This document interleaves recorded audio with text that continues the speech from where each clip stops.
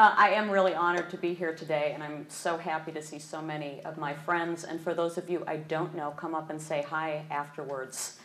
Jan, thank you so much for having me. Dawn, thanks for your role. Leanne, thanks for coordinating all of this. I hope I'm able to satisfy you guys today. I was interviewed by one of our students about a week ago, and she asked me two really good questions. One is, why you? Why did they pick you to do her story? And the second question was, why should people come to hear your story? And I said, well, the first question is really good, and there's one answer. I'm old. And when you're old, you have a lot of stories to tell, and you've learned a lot of lessons. So believe it or not, I have been in a career for 30 years. You don't have to say, of course we can believe it. Just look at your face. Don't you look in the mirror? So I have learned a lot of lessons. I've actually had 3 different careers, and I'll talk a little bit about that. The second question was, why should people come? And I said, I assume they either forgot their lunch, they're trying to save money and want a free lunch, or they just want to see their friends. So I'm glad you're here for whatever reason. I do want to make a special note to thank a couple people that are here. My husband, Rick Browdy, is sitting at the front table with some of my colleagues. And I thank him for keeping us steady on the home front so I can put in my tireless 12, 13-hour days every day. He does a good job, so thanks, hon, for being here. And then I even have a friend from the outside who showed up, Nick Schoolcraft, who I used to work with at Tribune. So what's he doing here? He works for the fire, so go out and see the fire this spring. So in any event, I did want to thank Katie again. She does know that performance reviews are coming up in the next week or two, so that was really nice for you to be as genuine as you were about that. What I'm going to do is I'm going to hopefully impart some thoughts and maybe some wisdom. And I want to define it by kind of 10 defining times of my life, and hope that that will share with people some of what defined me, what made me, and maybe give you some food for thought. It would be helpful to know who here is a student, if you could raise your hands. Okay, good, thank you. Staff? Woo! Who's minding the shop? Everyone important is in this room. And faculty members. Great, thank you all for coming. So I'm going to start with a very important lesson that I learned, which was don't brush too hard. I am kidding. But don't brush too hard, people. I actually have gingivitis. I'm going to share some personal things with you. I am obsessive about my teeth. I brush all the time, and that's the problem. So apparently when I had braces, and then you brush, and so I am imparting that, but that's not one of my 10 things I want to impart. That's just a little aside. So first thing I wanted to say is know who you are, and this is a big and. Think about who you are when you make friends, when you decide to go different places, when you decide where you want to work. Because if you don't know who you are and what you want to get out of a situation, what you want to get out of a friendship, then you're going to probably have a dissonant, difficult situation. So I want to talk a little bit specifically about work and knowing who you are and how it helped me define where I ended up today. I have always been things like headstrong, stubborn, but dependable, very challenged, very demanding, but fair. And so I kind of know what pace I work at, very hyperactive, very intense. I chose television. That was my career that I wanted to go down. I spent the first 10 years of my career in television. It worked out perfectly for me. I'm very curious. I've got an oral fixation. I like learning about different things every day, and when you're a reporter, producer, you get to do that. So I kind of knew who I was, knew what type of environment I wanted, and I think it's really important for you to fit in. There are places that I've worked where I have not fit probably as well. I would say the Tribune Company, where I spent 10 years prior to coming to Loyola 6 years ago, was not the best fit for me. I said I spent 10 years there, though. That's a long time. I loved the news business. I loved the industry. It was a boys' club. It remained a boys' club. It was men that were getting promoted, although I was the director of brand marketing at the Tribune. it was always hard to have your voice heard. And so I really think knowing who you are and making sure that you surround yourself by circumstances that embrace who you are is a really important thing. I hope that you all feel like this is the right culture for you. I feel this is a much better fit for me. And I've learned a lot in terms of what I can tolerate or what I can't tolerate in terms of where I am. And again, you want to celebrate your day. You want to feel fulfilled. You want to feel heard. You want to feel like you're contributing. And if you're in a place where you don't feel like you can do that, it might be time to look for something else. That's hard to talk about today, especially for students, because you don't necessarily have a lot of huge opportunities when you graduate today. So you may end up somewhere that is not the perfect fit for you. But I would say do it, stick it out, learn as much as you can learn, and then when you have an opportunity to move, move to some place where it suits you. That said, my mother always told me, hang on to it for about a year. So when I came to Tribune, I literally, the first 6 months, I'm like, I hate this place. Very corporate, 65 hours a week, no lie. Worked for really intense people, and I don't need that when I'm intense anyway, to have intensity around me.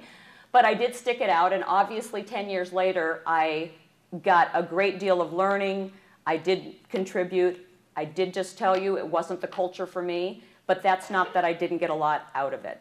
I'll tell you a quick story about Tribune. My third week in, my boss called me into her office, and she said, I need to tell you something. It's kind of hard to tell you this. And I'm like, 3 weeks in, what am I doing already? My God. And she said, you know, I don't know if you've noticed how I dress. And I said, yeah, you dress very nicely, always in nice suits. And she said, well, you dress in separates. You guys know what that means, men? You know what separates are? So I always had a skirt on for my first 3 weeks of work at the Tribune, but I would have a jacket that wasn't matching my skirt, and I ended up having to tell my boss about my figure flaws. Because the reality is, 15 years ago, when I was at the Tribune, they didn't have a lot of suits that came different sizes for your jacket and your skirt. You would buy a suit that was a size 6 or a size 8 or a size 10, and I'm different sizes on top and bottom. So I came home and told my husband, my God, I was literally having to justify my existence by my figure flaws. But then I reflected upon it, and I realized that my boss, who was here a couple weeks ago telling her story, and whom I'm very close with, that her intent was not malicious. Her intent literally was, I hired you. I want you to be successful. This is one way you can be successful. And so it was very interesting to kind of reflect upon first kind of being wounded and then realizing she really was trying to help me be successful in an atmosphere that probably was a challenging atmosphere for me. I'm not a real corporate-minded person. So it was just an interesting time of learning. The second point that I want to make is you've got one life to live, so live it and appreciate it. That is so trite because we all in this room know how precious life is, and we all learn in different ways how precious life is. So for me, I had a couple really defining moments in my life that really make me every day, even if I'm having a crappy day, is really to appreciate what I do have, and I have so much. My mother got breast cancer when I was 12 years old. 5 children, being definitely the matriarch in the family. It was devastating for all of us. She is a really stoic woman. She's still alive, which is fabulous. And it was definitely a time in my life as an adolescent moving into that period of hormone craze where I realized that she was so important to me. She is my best friend today, and I know that one of the reasons why is because I almost lost her when I was younger. I became kind of a homebody in my teen years, and I'm almost kind of like tearing. Sorry, people. It's my story. I have a right to cry. In any event, really came to be a homebody. I would come home after school every day. We'd play cards as she was in bed recuperating. And she was just so incredible through this. 5 children under the age of 18, really ill. You would never have known it. It was always about us. You'd come home, how was your day, what's going on? That was a very defining moment for me. I've had other serious situations. My little brother was accidentally shot in the head, almost died. Very big moment. 5 kids, big Irish Catholic family, really tight.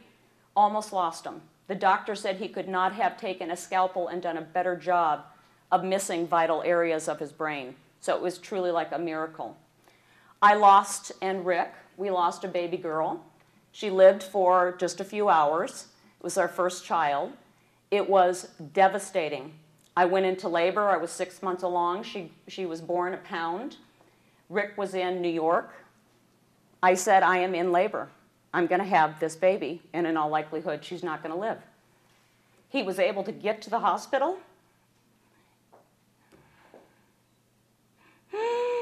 Sorry. In time for her to be born. We got to hold her and love her.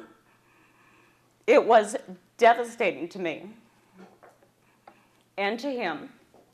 I will never forget taking frozen bags of peas and putting them on my breasts because I was lactating, because I had given birth. It was a nightmare. What I learned from that, though, because I remember walking around in a fog, and I'm sure you've all had losses, and you know what this was like, and I remember Megan talking to you just recently. You lost a parent. It is a fog. You go to the grocery store, you're at the CVS, and you're like, this is so weird. People are walking around like they're just living, and I'm like feeling nothing. And I knew at the time I would feel joy again, but I wasn't feeling any joy. But knowing that I would feel it again over the course of time, and time does heal, and that's a really important lesson to learn, it was like, wow, I enjoyed a meal. I went to a movie and I laughed. I read an article in the paper and I actually kind of thought it was interesting. So over the course of time, what that loss taught me is that you can get through the hardest moments of your life. And I really treasure, not the loss, I really treasure my daughter now that we were able to have another child, but I treasure the fact that I know that I can get through anything. And we are such resilient beings, and I know that everyone in the room, again, you've all gone through this. Very defining moment for me to appreciate what I have and know that I can get through the most devastating losses. I'm done crying for the day. Thank you. Okay. Point number 3, like a shark, it's okay to move a lot. So that kind of lesson, before I was 12 years old, I had moved 12 times. So moved a lot. And what that taught me is you can be very flexible. It taught me to be social. It taught me how to ascertain situations and learn about culture, learn how to fit in. Those are really important things to learn. I've worked for 6 companies. I worked for a television station. I started out in television news. I worked for another television station in Duluth, Minnesota. I was an anchor woman and a reporter, a writer. Worked for a satellite news gathering company. Worked for the Minnesota Department of Transportation, where I couldn't go anywhere without people bitching about how bad our roads were. And I said, come to Chicago. Minnesota's looking pretty good, relatively speaking. Worked at Tribune Company, like I said, for 10 years, and then here at Loyola. And I really think, so many kids students, I should say, come and talk to me, and they're like so freaked out, and what am I going to do in my career? And it's like, the average, I think, is 11 jobs and 3 career shifts for a student graduating today. And I always say, don't worry about it. If you're good, if you go above and beyond, if you take on more tasks, if you're okay with saying, I'm contributing, so celebrate your successes, and if you find the right culture, you're going to move through your life very well. I had no idea when I was 23 working for a television station that I would end up in higher ed. This was the furthest thing from my mind. So I really think moving is not a bad thing, although I'd like all my staff to stay because they're so good. You learn as much from success as you do failure. I have a father who's still living. He's got Alzheimer's. He's a wonderful man, and he's still got a sense of humor. He's a very gentle soul. And he was very successful in his life, and he also had a lot of failures. So for the first 20 years or so of his life, he was a retail guy. He was senior buyer for Donaldson's, which is now Carson Perry, for the May Company out in California. We lived in Cleveland, Ohio, and worked for a bunch of different places.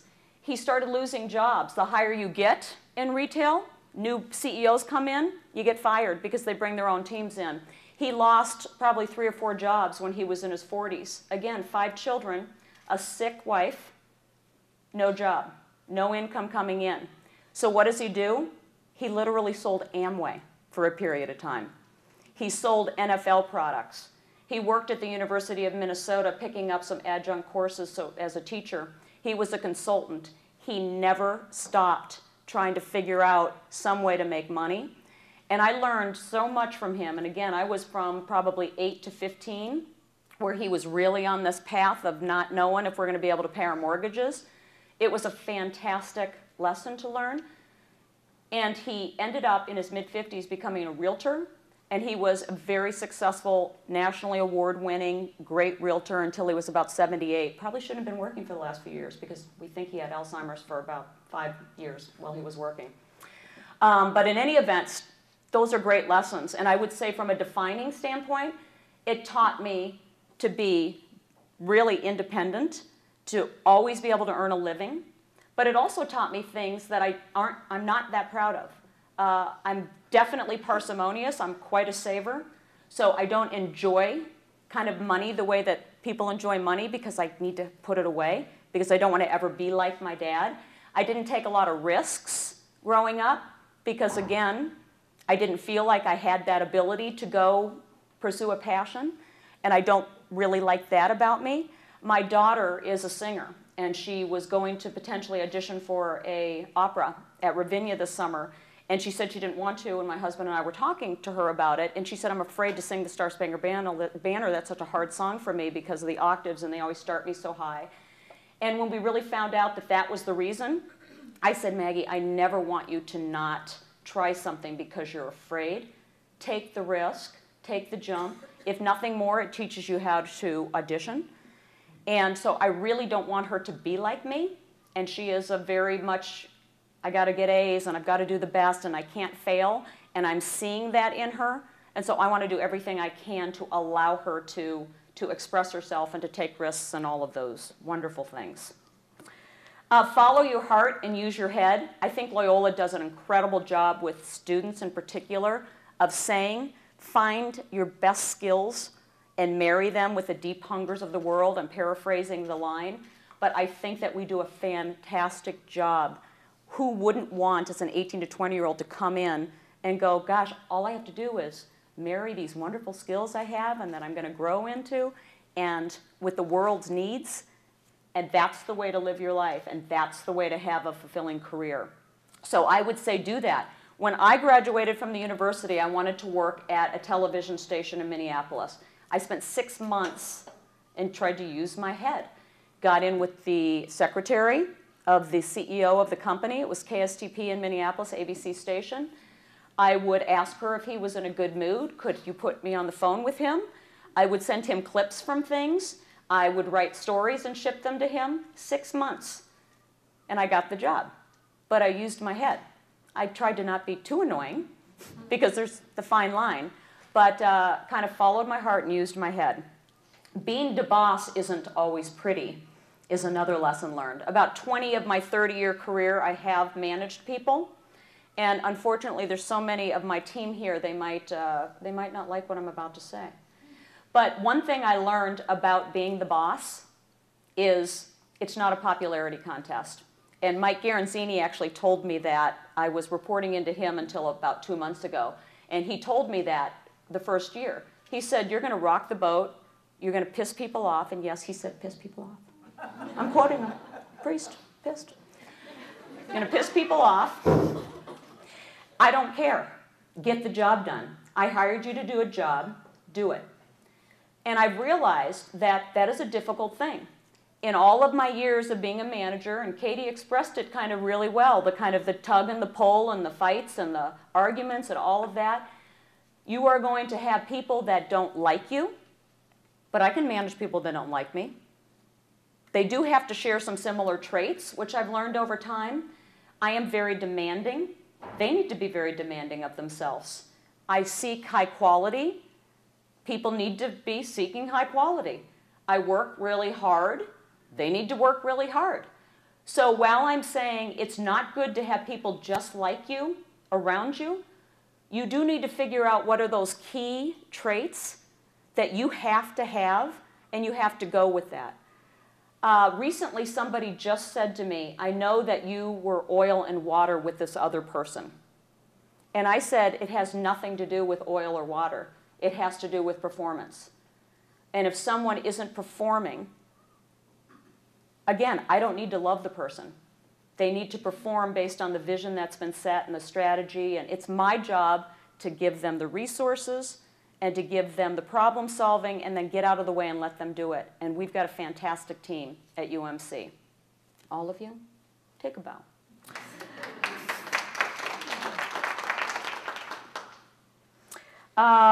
Here we go. Let's do number 7. Let's not have other people define us, shall we? That's another lesson I learned. When I was young in my career, I worked, again, I told you, for a satellite news gathering company. We had about 130 TV stations around the country. And it was our job to feed them stories from each other so that if the Kansas City station wanted breaking news about the San Francisco earthquake, we would literally kind of give them that story, because obviously the Kansas City station couldn't have a reporter in San Francisco because they didn't have the resources. And we would have the reporter say, I'm reporting for the station in Kansas City and the station in Nashville. And so I was a producer. There was an opportunity, because we bought into the Lifetime network, which is still around today. There was an opportunity for people to audition to be an anchor woman for the half-hour newscast that Lifetime was starting. So I auditioned, put together an audition tape. My boss at the time, a woman, told me that I was so talentless, not talented. Queen Bee, anybody? So talentless that she could not fathom that I would ever be hired on air. The irony was I had been on air before I had that job. It was up in Duluth, Minnesota, which isn't much to talk about, but nonetheless. So it was one of those moments where I took to heart what she told me, because she said I wasn't talented in this area that I wanted to pursue. So I stopped pursuing that. And I really look back and say, I wish I hadn't stopped pursuing that. So it was a person that had a bug about me in particular, and it was really a defining moment to go, don't let people do that to you. So especially students, you're going to hear rough stuff probably in life. Don't let other people define what you want to do in your lives. Balance well on the beam of life. Katie kind of indicated that I'm a little obsessive compulsive when it comes to work. I work too many hours. I always have. When I worked at Tribune, again, extremely corporate setting. Many, many hours. My first 10 years of my career in television, many, many hours. When news breaks and it's 7 o'clock at night, you don't go home. You don't have your weekly tennis game. You don't do things that other people do because you're in the news business. It's a 24/7 business. When I worked at MnDOT, the Minnesota Department of Transportation, it was a beautiful thing. Because at MnDOT, they wanted people to work 4 days a week to get off the road. And even though I was the director of communication for this 5,000-person state agency, I was happy to say, I'm happy to work 4 days a week and have the flex time and work 10, 11-hour days. So that was great. I knew, though, when I got back to another normal job after MnDOT, it was just going to be hell. And it's been hell ever since. Tribune, funny story. My boss, before I left, literally would call me often, weekends, Friday nights. I was with my daughter at R.J. Grunt's, a restaurant right by the Lincoln Park Zoo. She was about 5 years old. He called, it was about 8 o'clock, really loud in the restaurant, and he calls, I pick up my phone, and he's like, Kelly, it's John, I need you to work this weekend, I need something Monday morning. And my daughter's kind of going, and I said, my boss. And she goes, let me talk to him. So I go, John, Maggie wants to say something to you. No idea what she's going to say. And so I hand the phone over to Maggie, and she says, you're a mean, mean man. And that is a quote. And I'm just looking at her like, this is fantastic. I am raising an incredible child. And she goes, you make my mommy work way too much. So the next week, in the mail, a packet comes to Maggie Browdy, my daughter, and I don't know who it's from because I don't recognize his handwriting, and it's his. And it is a letter that says, Maggie, this is John. I work with your mom at Tribune, and she talks about you all the time. She loves you so much. I thought it'd be fun if you took her to her favorite restaurant, R.J. Grunt's, so here's a gift certificate. And here's a gift certificate for Nordstrom so that you can buy a pair of shoes for your mom so that she can run home quicker and be there for you.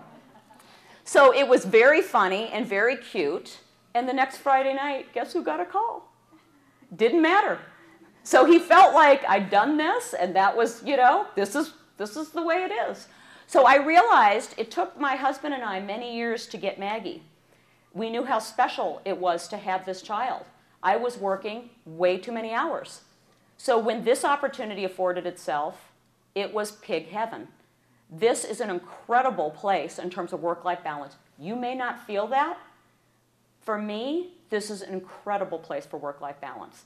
I work really hard. I still work a lot of hours, but they're on my terms. It's not that expectation that it's going to be 8 to 6 or 7 and you're going to have 300 emails over the course of the weekend. And so this is wonderful. Find your balance. It's really important. Trite but true, networks work. I've gotten, I think, every job through a contact, except for my first job at this ABC TV station in Minneapolis. So first 2 jobs I did on my own. The MnDOT job, I had a friend refer me to the engineer who was ahead of the Metro District, hired me on the spot. I would have never gotten to have lunch with him, had that opportunity, had I not been given the contact. When I went to Tribune, I used a friend of my parents who was the second in command at Tribune Company, not to get me a job, to get me into HR, just to have an informational interview. So just to have that access to the HR person who basically said there's a couple things that might melt your butter and they seem to work with your skills, and it kind of turned out. I got this job at Loyola. The woman who spoke 2 weeks ago at HERstory, Ruth Ellen Musil, highest ranking woman at Tribune Company, hired me. And she was being asked to be on the board of trustees here. And she said, they're looking for this marketing communications person and they can't really find anybody. Would you be interested? So I would have never had Loyola on my radar had it not been for her looking out for that. Use your networks. I had a professor at the University of Minnesota that was a huge mentor of mine, still really good friends with him. He's going to have a living funeral, if you guys know what that is. That means he wants to have a funeral when he's alive and well, and he's like, you're invited. I'm going to send you to come up to Madeline Island and be at my living funeral. But love this man. He ended up helping me get a scholarship that had only been given to graduate students. When I was a junior going into my senior year, I paid for my entire college. I would not have been able to finish school without that. So use your network and don't use it unwisely. In other words, don't let people drop off the radar screen and then call them 3 years later and say, hey, I need something from you. Doesn't work very well. At least it doesn't for me. My last little lesson, and I'm sorry, am I going way too long? Sorry. Is regrets. I've had a few, and I have had a few. I am very suspect of people who don't have regrets. So you hear that. I don't have any regrets. Life has been just as I wanted it to be. I have had regrets. I wish I took more risks. I know why I didn't. I know why I am who I am. But I wished I had gone out on the limb a little bit more. I wished I'd gotten better work-life balance many years before I did, because I didn't until this Loyola position. I wish that I hadn't listened to the woman who told me that I had no talent when it came to being on air. I wished I had listened to that. So I would say it's okay to have regrets because I think you do learn from them and ultimately you correct the road you're on. And I think I've done that, and I think I will probably still have some regrets over the course of the next 20, 30 years. So I wanted to end with a quote that I just love. It's by Peter Ustinov. Is he dead? I think he is. British actor, also a writer. He said it's our responsibilities, not ourselves, that we should take seriously. And I love that because I think my team can attest. I am really kind of hard charging, but I always like to look at the light and have a sense of humor and have a funny twisted remark, and it's the way to get through all that intensity. And I love that statement, so I want to leave you with that. I have a question. Do we have a little prize, Shannon? Oh, yeah. Yeah? So how many times a day does the average child laugh? Anybody can respond. 48. 100. 250. 350. No child psychologist in here? No one working in the nursing? 400. 400 times a day, the average child laughs. The average adult laughs less than a dozen or two. So I would say, be childlike. Thank you.